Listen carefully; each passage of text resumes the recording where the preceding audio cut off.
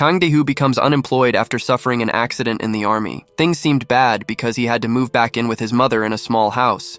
But he soon discovers that the accident gave him the ability to foresee the future. His first thought is to use this power to his advantage, and with it, he manages to save a good amount of money. Then, the protagonist uses all he has to invest in some companies that he knows will be successful. His money starts to triple, and he grows, confident in becoming the world's #1 investor. The story begins in an ordinary city in Korea. A reporter from a local newspaper interviews some people passing by, asking what they would do if they suddenly came into 100 million won. The first woman responds that she would try to buy a house.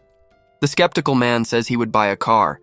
The second girl says she would make an investment. The reporter then decides to ask the final question, asking what would be the first thing they would do if they were the richest person in the world. Obviously, the answer is that they would do nothing for the rest of their lives. At that moment, the opinions are analyzed by the journalist presenting the news live. She says those are good answers and compliments the guy in front of her. The woman introduces him as the youngest Korean to become the richest man in the world. She then asks him what his secret is. But before, the journalist also mentions rumors that he can see the future.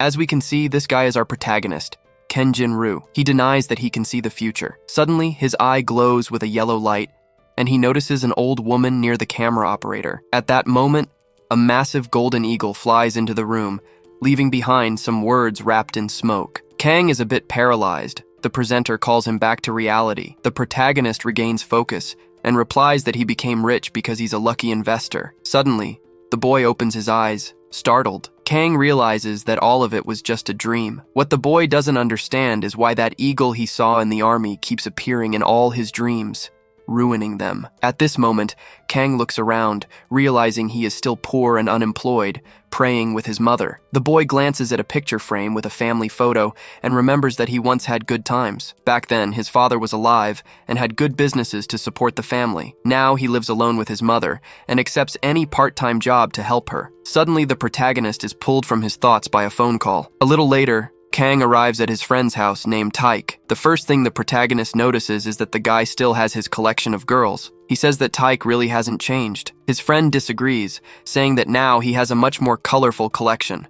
Kang replies that it's impossible to know since the guy has had these things since high school. Taek asks how life is going. The protagonist tells him that he recently became unemployed but is confident that things might change since he has a prestigious university degree. So he thinks maybe he can give private lessons and make things a bit easier for his mother. The two toast with soda cans, and the protagonist also decides to thank his friend for spending time with his mother last Christmas. Taek replies that there was no problem at all, as he also considers Kang's mother to be his own. The friend then asks how his time in the army was, but Kay prefers not to talk about it. "Then I have something I really need to tell you," says Ta, with a serious tone that makes the protagonist ask what happened. At that moment, the friend reveals he found the password to his Bitcoin account. Singh asks what that is, and Tadig questions if the guy really forgot.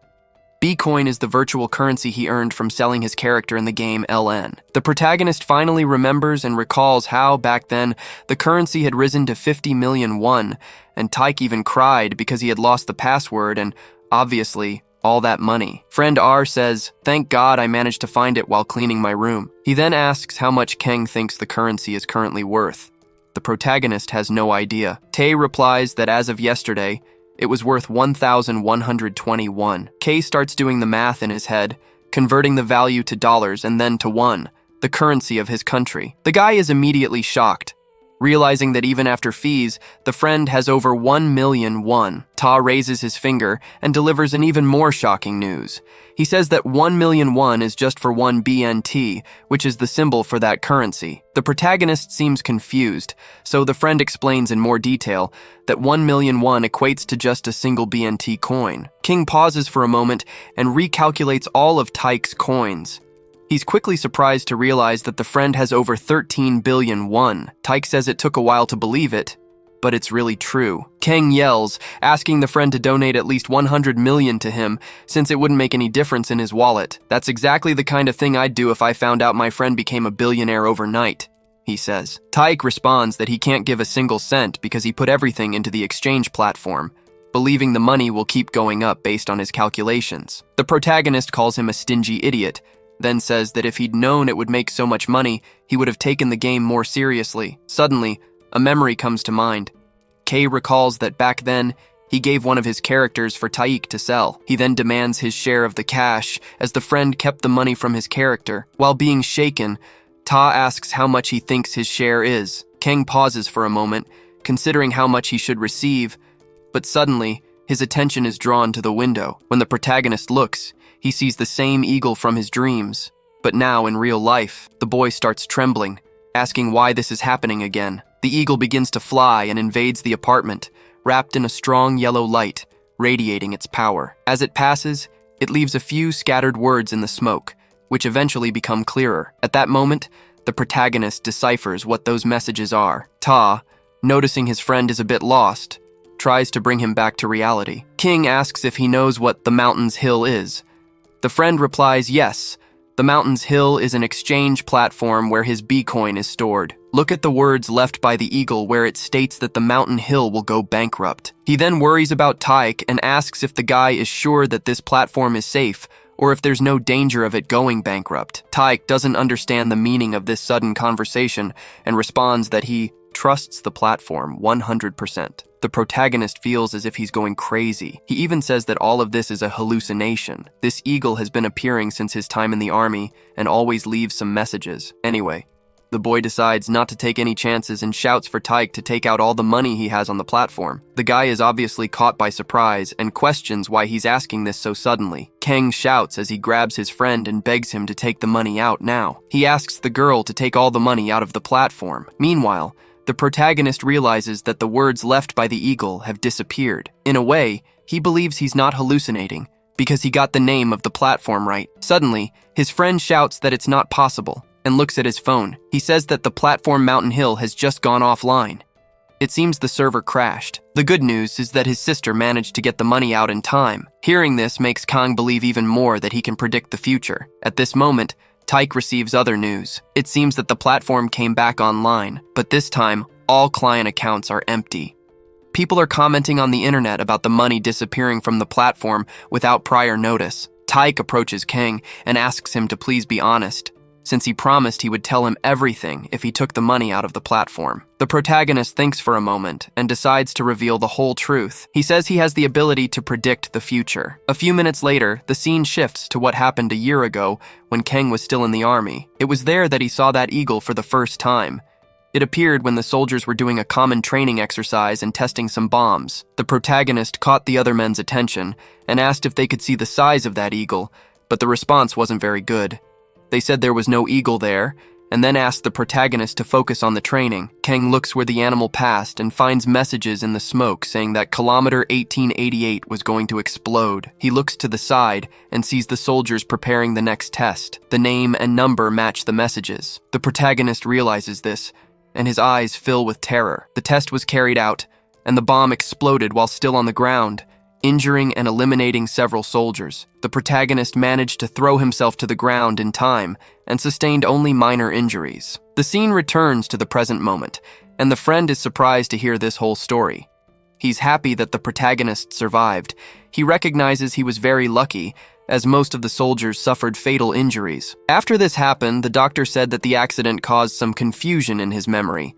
Taik says that this response from the doctor is kind of vague, but in any case, the protagonist has already witnessed this phenomenon of seeing the future twice, and both times the information was true, so he doesn't think it's a coincidence. Ta says it sounds more like a superpower. Kang is surprised and thinks a bit about it after all. A superpower is something he only sees in movies. Also, he's impressed that his friend believed him right away. Taik responds that he'd believe it even if a cute anime character appeared in front of him. The protagonist says it's better to get to the main topic. He wants to know where his money is.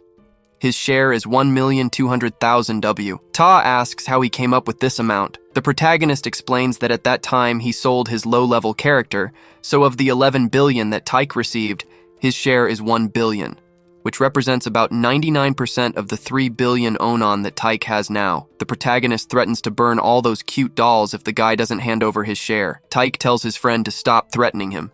Besides, there's no way to get the money right now. Quing responds that he understands, and that he must be planning to create a tax haven or something like that. Taik is surprised and asks how he knows. The protagonist asks if he forgot that he's an economics student. Taik says that his sister told him that if income tax is generated from Bitcoin, he will have to pay billions for it. So he created a tax haven in a place called Della Island, and his company is called OTK Corporation. The protagonist wonders if OTK stands for otaku. The guy shouts, saying it has nothing to do with that.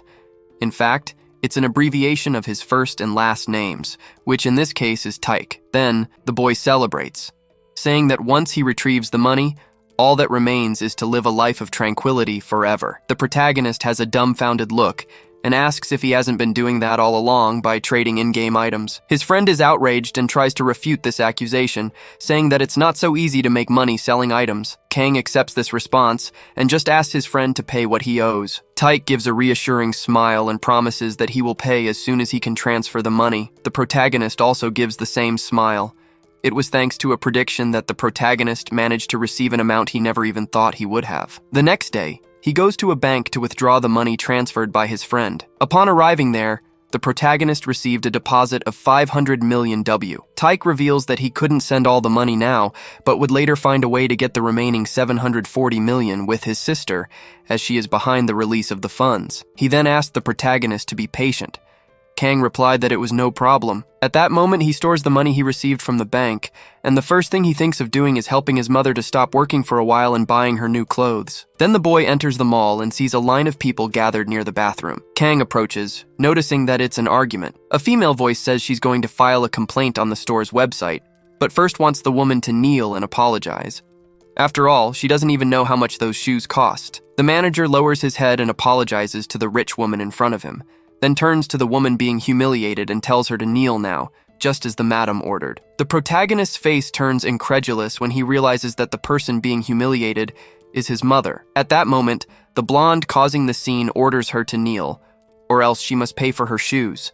The manager asks the protagonist's mother if she's going to obey or would prefer to be fired. Kang observes how his mother is dressed and remembers that she always said she worked at the call center of the department store. The lady knows she can't lose her job and starts to kneel, but before that happens, the protagonist pulls her by the arms. She looks back and sees her son. King questions what happened for the woman to demand that someone kneel. The mother turns her face away, embarrassed. The snobby blonde gets irritated and asks who he is to meddle in this matter. King responds that he is the son. The mother quickly interrupts and says she doesn't know the protagonist. Obviously, she doesn't want her son to be harmed as well. But the protagonist asks if she is ashamed of him, and then says that he is not ashamed at all of who his mother is. The snobby woman is surprised to discover that the boy is the son of the cleaning lady. The protagonist then asks again what happened. The blonde replies that his mother's mop ended up touching her shoe. The people watching the commotion look surprised at the blonde woman. Someone is even recording the situation. King can't believe that this is the reason she is using to humiliate his mother. The snobby woman gets irritated for not having her point taken seriously. She then asks if the boy knows how much her shoes cost. He says the price is 600,000 won. The protagonist can't stand this noise in his ear anymore and takes 600,000 won out of his pocket, then hands it to the woman. King demands that she apologize to his mother and leave with the money, or keep her precious shoes and walk away empty-handed. Suddenly, someone shouts that the woman is being filmed and suggests she should take the money. King asks if she prefers that he throw it on the floor. The snobby woman thinks for a moment and decides to accept the money. She says she's sorry, without much emotion, and turns to leave with the cash in hand. The protagonist then calls the manager and orders him to make sure to collect those shoes. The woman doesn't understand what he's talking about.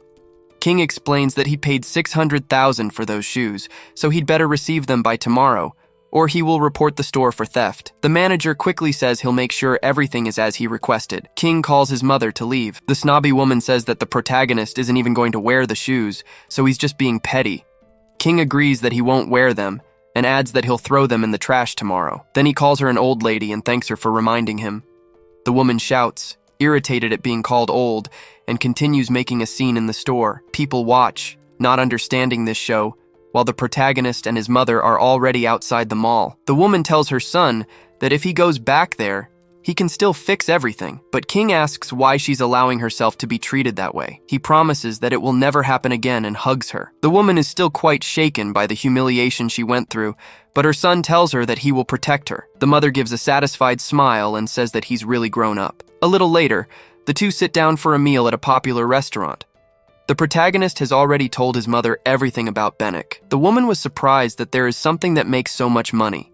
King says that she doesn't need to worry about paying for his college anymore, because now he has money. But the mother says that his college fund has been saved for a long time, so it's better for him to focus on going to college. The son responds that they can resolve this later. First, he wants to use the money to buy a new one there. King says he's sure his mother's coughs are due to that small house. The woman tries to say there's no need to worry, but the protagonist asks her to just accept what he's doing to improve her health. The mother then sighs and says he's just like his father. Suddenly, their conversation is interrupted by a call from Tyke. The protagonist answers, and the boy on the other end of the line starts shouting that an emergency has happened.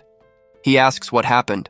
Tyke shouts that his sister is back in Korea. A few hours later, the scene shifts to the Nam's Chilon Hotel. Some strangers are pointing and laughing at something on the road, and at this moment we see the protagonist with his friend in a very funny car that was an otaku car. Kang can't hide that he's very embarrassed, but Taik seems very happy. After that, he enters the hotel, and Taik asks why the protagonist wanted to be dropped off on the street. This is a pretty obvious question for a boy. He says he didn't want to participate in his nerdy world. Suddenly, a voice catches their attention. The girl complains that they are 3 minutes late.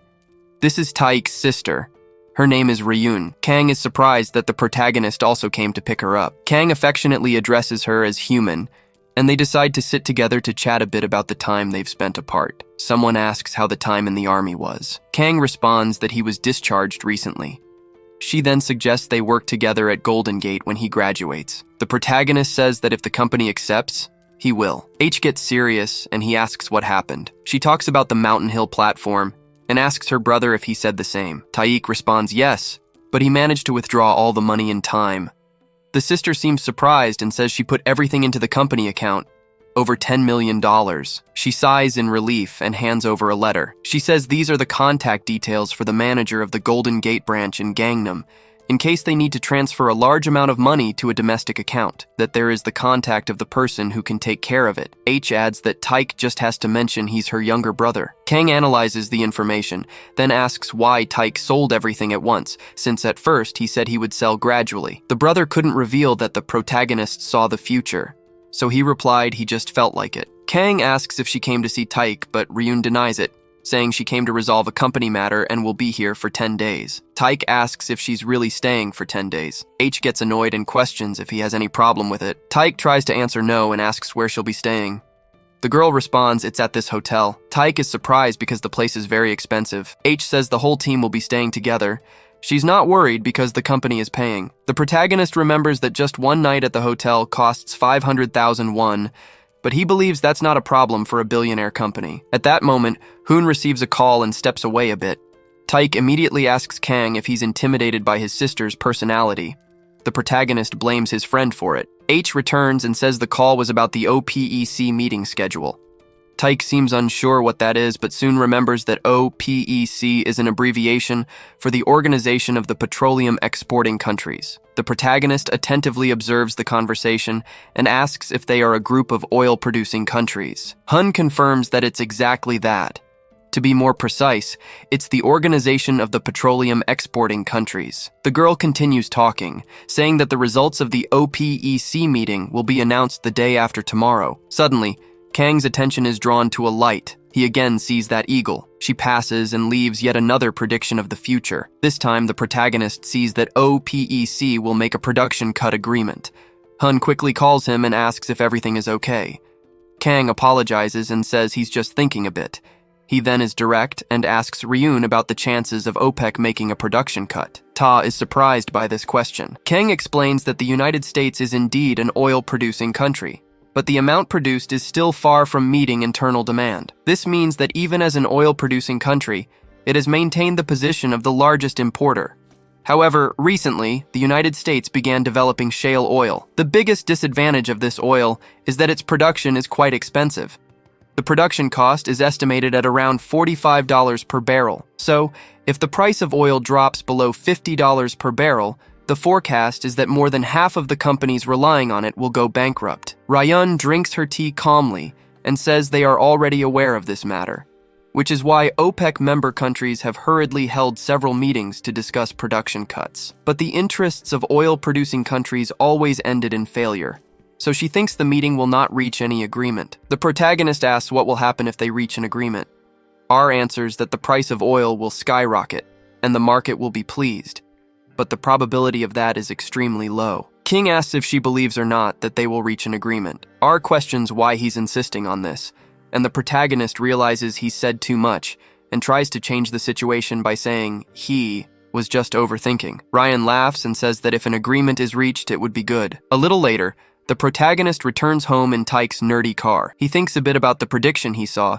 If the OPEC production agreement really works out, the price of oil will skyrocket. Kang realizes that if he buys oil in advance, he can make a significant profit. The boy remembers that his previous predictions were correct, so this one might be too. The problem is how much money he can invest. Kang has just signed a lease contract, which should give him about 100 million in income from his mother, so the money he can use now is 275 million.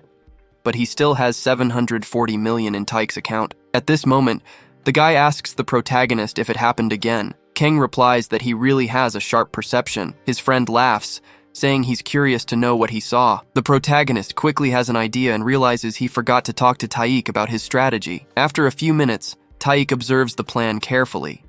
He asks if the goal now is to buy in advance so that when oil prices rise, they can make a good profit. K confirms that's exactly what he was already thinking. T seems a bit confused and asks how they're going to stack up all the barrels of oil. The protagonist slaps him on the head and tells the guy to pay attention to traffic. A little later that day, they gather in front of the computer. Kang says that, according to Ryun, the WIM company can sustain itself around $60 per barrel. Ta is shocked by this information. He even heard what his sister said but couldn't understand any of it. The protagonist then decides to explain in detail to his friend. He says that crude oil is not only used to fuel cars, but is also used in various sectors like the industry. This means that an increase in oil prices has a significant impact on producer prices. TA understands and says he will send him 500 million W, leaving $11 million in his account, about 673,000 of King's. After passing all the information, he says he's ready to buy. The protagonist instructs to buy on the New York Mercantile Exchange.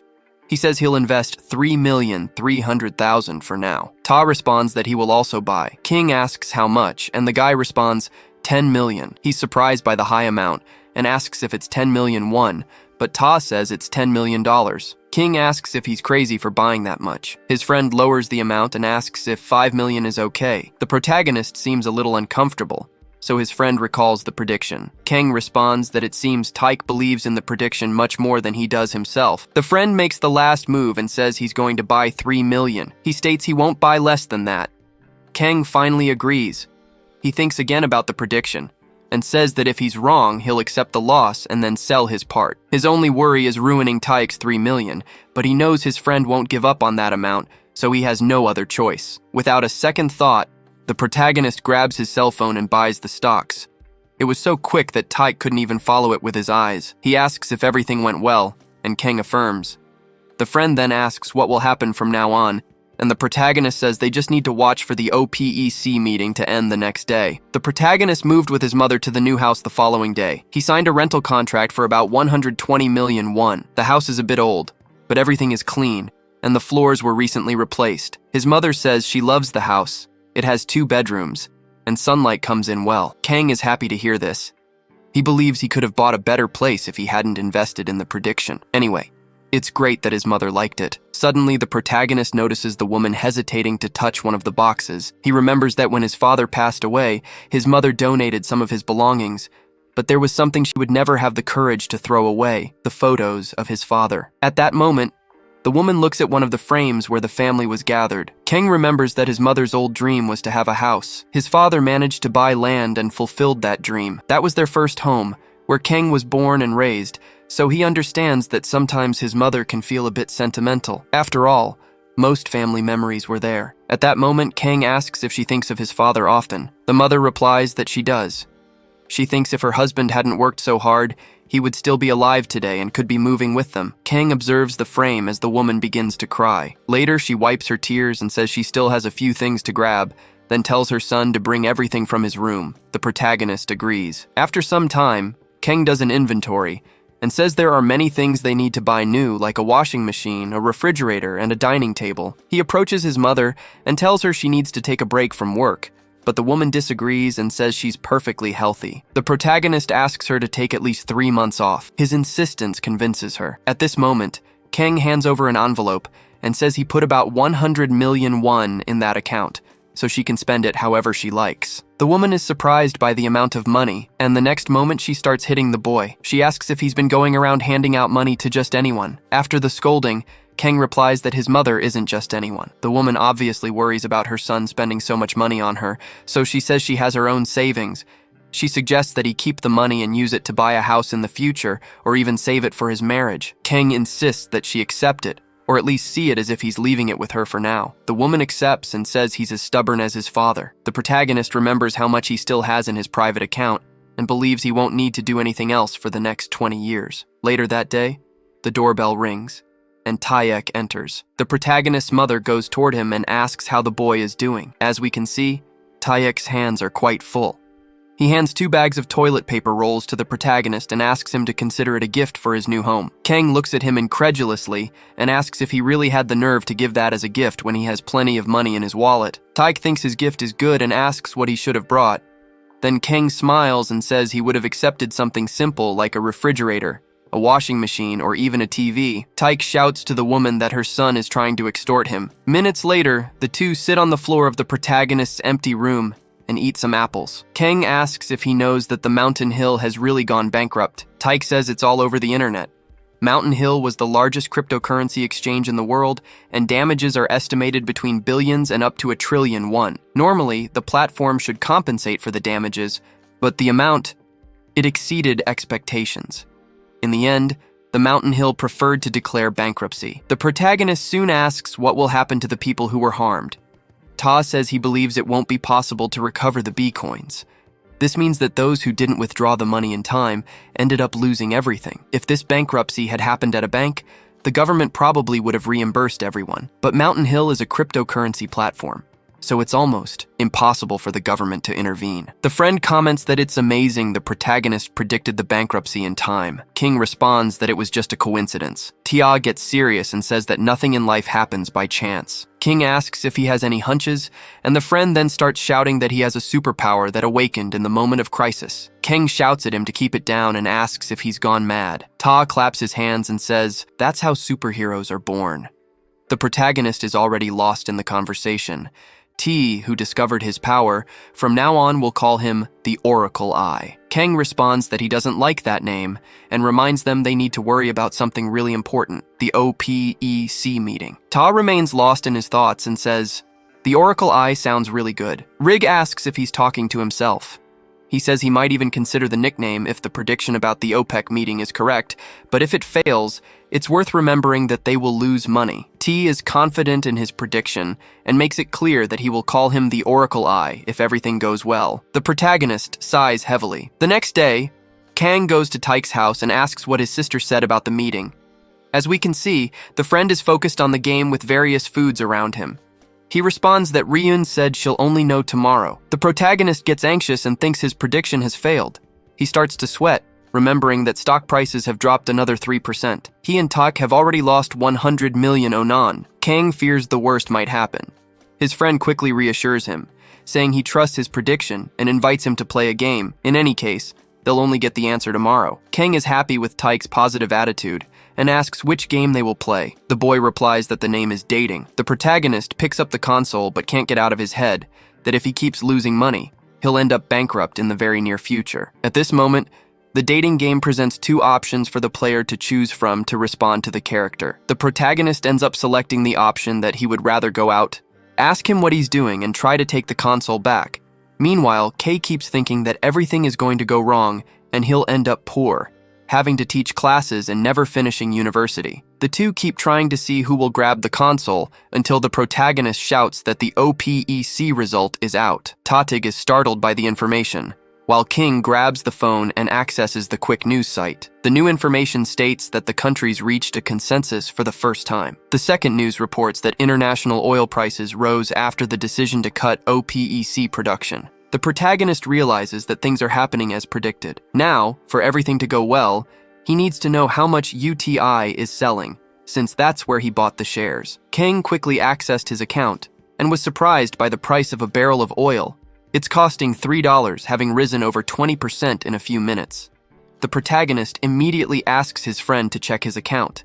Ta grabs the phone, and Kay says that, for now, everything is going according to the forecast, but all he predicted was the production cut, not how much they'll receive. Ta lies down on the bed while accessing the account, and the protagonist becomes anxious, asking every moment how much they earned. Suddenly, the guy shouts that it yielded 630,000. He tries to convert it to Korean won. Tang is faster and says it's worth 700 million won. At the end of the day,